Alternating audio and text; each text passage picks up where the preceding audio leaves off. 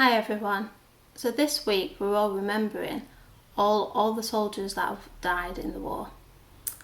Now my grandma was a young child during the Second World War, so she was sent away to the countryside. She was kept safe, but it was a very strange time to be away from your parents and to not quite know what was going on.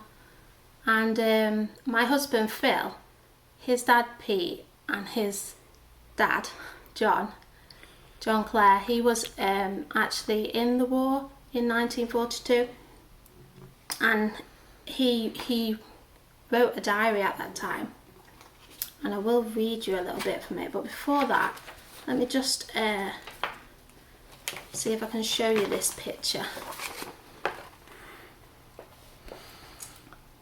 So this is John and Anne, and they were married. And they were actually married for 60 years. They got a letter from the Queen, and they did actually make it to our wedding, which was really great because John wasn't very well at the time.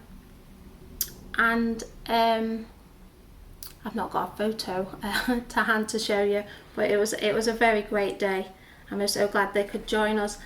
And there's a little bit in this diary. One of our family members actually typed up his diary because it was handwritten in like pencil and very tiny, so he just kept that in his pocket the whole time.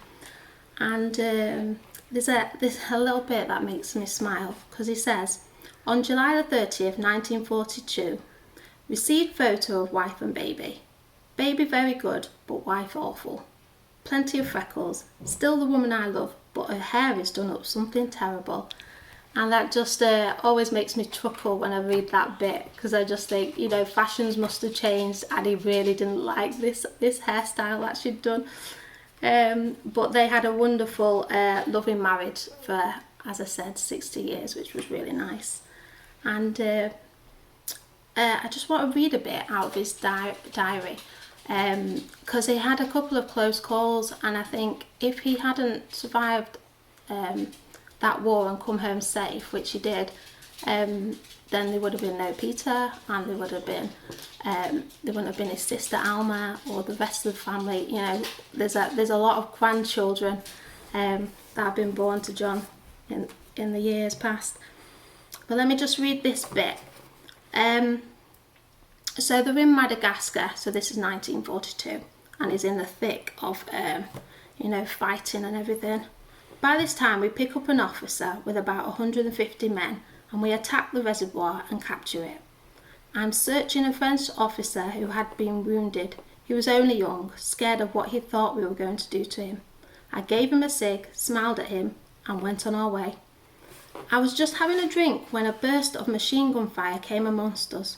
But no one was hurt, and as I lay on the ground wondering where the fire was coming from, 2 bullets cut right through my water bottle on my back. So I crawled behind a big red house where we went into action for the first time with a mortar and put the nest of machine guns out of action. Then the French big guns opened up on our position, and they got the range, so mortars and the boys retreated in great disorder, and men were falling right and left. God, I saw my pal fall. I stopped and knelt down, but he was dead, shot right through the head by a sniper. Then I heard moans, and I found it was a boy whom I introduced to Anne at Formby. He was in a very bad state, shouting for his mother. I stayed with him, but he was moaning and thrashing his legs about until the sniper shot him again. Well, he shot at me, missed, and killed the boy, putting him out of his misery. And it just always amazes me how close he came to losing his life. And I just really want us to remember, you know, all those that have gone before us, that have fought in these wars. And if you have any stories of family members or anyone else, please share them with us. Let us not forget.